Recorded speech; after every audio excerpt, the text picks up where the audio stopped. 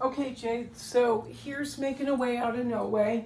And as you can see there's a bit of a difference, well, there's kind of a big difference between the original photographs that you saw and you shared with your client and what we're looking at now. And I'm really, really, really excited. Before we got to this point, it seemed like I had sketched it in, I had gotten it to a good level, but it's only because I know she's going to have a home, and she's going to have a home, that I was able to actually bring her to a point where she needed to be, where I wanted her to be, but I couldn't quite get her there. But now we're there. I'm sorry, I haven't showered yet today, so I'm kind of junky. You'll have to excuse me. As you know, this is my friend Melanie. Melanie Moore out of Providence, Rhode Island. She was kind enough to let me use an image of hers. I painted her several times, but here we are. She's at the center of what I think is one of my best paintings. I've added many things to the painting since we originally spoke about it, a week ago, and I'll go into it. I've added rice to her afro. It was pretty plain before and it felt lost. But now we have tiny little bits of rice grain and rice plants coming out of her afro, as well as okra, sliced okra, because I love the star shapes in okra. But these both allude to African American culture and food, which ties our continents together, as we know. Rice, of course, I was just reminded, I was watching a documentary called High on the Hog, based on the book High on the Hog. And I was reminded that America's, sorry, my blinds are rattling. America's status in the world and power started with rice and enslaved people growing rice. We ended up exporting rice all over the world, and this made us a powerhouse. Then, of course, we went into cotton and tobacco and so many other products and things, that just increased our wealth, including sugarcane. And they are why African American people are here, but were brought here, were captured, tortured, beaten, killed, brought and sold in the United States. Their bodies sold into the United States to enrich us, and then we give them no credit whatsoever. And so I really wanted to take and express that in her afro, not just as a point to prove, an obvious point to prove, but out of a recognition of how indebted we are to these people that we brutalized, but also how ingenious they were, how ingenious these enslaved people were, and at finding ways to feel a connection to home and their kin. Okra wasn't grown here in the United States. It was not native to the United States. It was brought here from the west coast of Africa. It was brought over with slaves. The seeds were. And so although it is a staple now in so many foods, as is rice, it wasn't native to here. It was brought here and cultivated by enslaved people so they could make recipes that tasted of home. And now I'm a little scattered, these dishes that we revere, like barbecue, like peanuts, like all these things that we revere and take for granted, they were all ties from enslaved people in America. They were ties to home and a way to feel their blood back home. So I've added the okra. That's how I interpret it. I added the okra stars, not the okra plant, but when it's sliced, it is so beautiful. When it's sliced and then added to foods, it's just gorgeous. 8-pointed star almost. So I've added that to Melanie's afro. And then in this young woman, which I've just named White Fist, I wanted to express the determination and the, what am I thinking? I've lost my words today. You'll have to excuse me. What's the word? Anyway, the courage in fighting against and surviving in spite of the white suppressors, white power force, the dignity that character, that this woman holds herself with. I wanted to express that, so I've just called it White Fist, but it's really about her. It's about her and how she's held herself with so much dignity, so much decency, so much self-respect in the face of the powerful. In her afro, I've added triangles, which are meant to symbolize quilts that were used in the Underground Railroad to help people find their way north or find their way to safety. So I've added triangles in her hair. I did add more color down, oops, let me move. Did add more color to the figures that are laid out in the bottom of the painting, the bottom left-hand side of the painting, where this character, which I call Fury, is facing.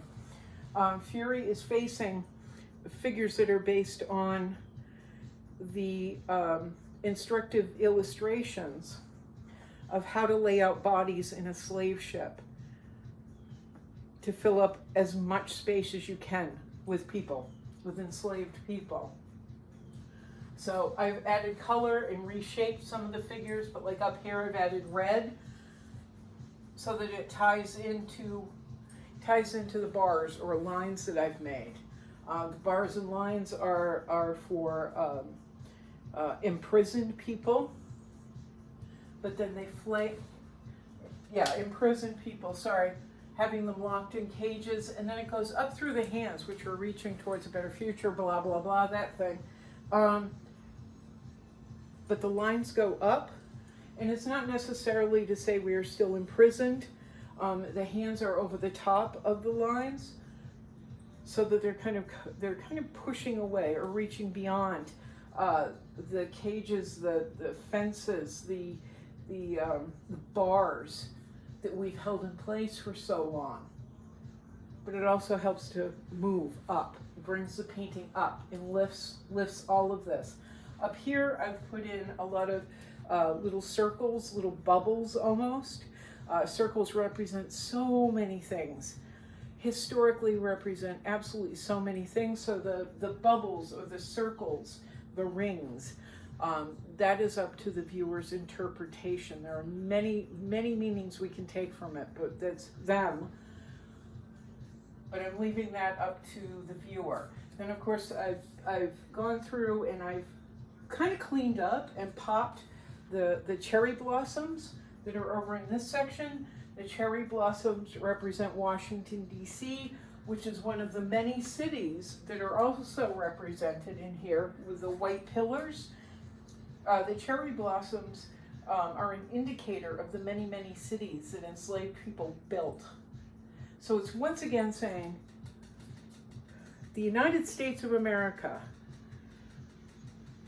owes Black Americans, Black, brown, African American people everything. We would not exist at the level we exist without them. And that's what I'm trying to say over and over and over and over and over again. And in spite of the brutality, in spite of the violence, and the constant need for the powerful to put African Americans in their place, to hold them down, to put them in their place and say, you don't belong here. They found ways to survive and thrive. And then there was something else about them. not contributing their lives, but having their lives taken from them for 401 years, or so, for not giving their lives, having their lives taken from them, brutally taken from them, being forced to do this work, and having it not recognize how much we owe. We owe this in these people, and their kin generations later. We would not exist without them, and we owe them everything. And that's hopefully what I've recognized, and hopefully what Melanie is saying. See us in that gesture. Oh, then I've also got the yellow cotton blossoms. They're kind of everywhere, representing the first enslaved people to come to the United States, to be forced to come to the United States, to be brought here against their will in 1619. So we have yellow cotton blossoms everywhere. But I'm really happy. I finished off her dress, which was kind of sketched in, but not finished. There are a whole bunch of other areas where I finished it off where it was just kind of sketched in lazily. It was never really finished. And then I reshaped hands too. Reshaped hands and how they held themselves in the painting. Down here is a good example. I had those two hands were more, the lower hand actually, the top hand was kind of reaching down, the lower hand was kind of reaching out, but it felt feckless and weak. Now they're bonded. Now they're gripped together and bonded, which I think is important. It doesn't say, I'm here to save you. It says, we are together in this fight. We are together, we are one. That is what I mean in changing the position of the hands and locking them. These two hands I also changed a bit, especially the lower hand, whereas this hand, I don't know if you can see it, this hand was kind of reaching up as well, but it almost felt pathetic. And it almost felt like it was waiting for a savior. With this hand reaching down, they're coming into more of a grip, more of a handshake grip that I can't do like this. One hand coming down like this, the other one coming up is more of a, it's going to be more of a grip when they connect. African American helping African American, not being reliant on a white abolitionist. This is brother to brother, sister to sister. And so I'm hoping it has more of a powerful feel, a feel that expresses pride and strength. And there we are. That's what I've been doing. I think it's done. I've already signed it, so it's got to be done now. It's got to be done if I've signed it. All right, buddy. I know that was a long explanation. If you have any more questions, you can text me or call me or whatever. But I'm so excited about some of the dark outlines where everything really, really pops now, and it feels super rich. I'm super proud. I'm really proud of this, Jay. But as I said, if you have any more questions, please let me know. Okay, ciao. Meow, meow, meow. Meow, meow. Boink, boink.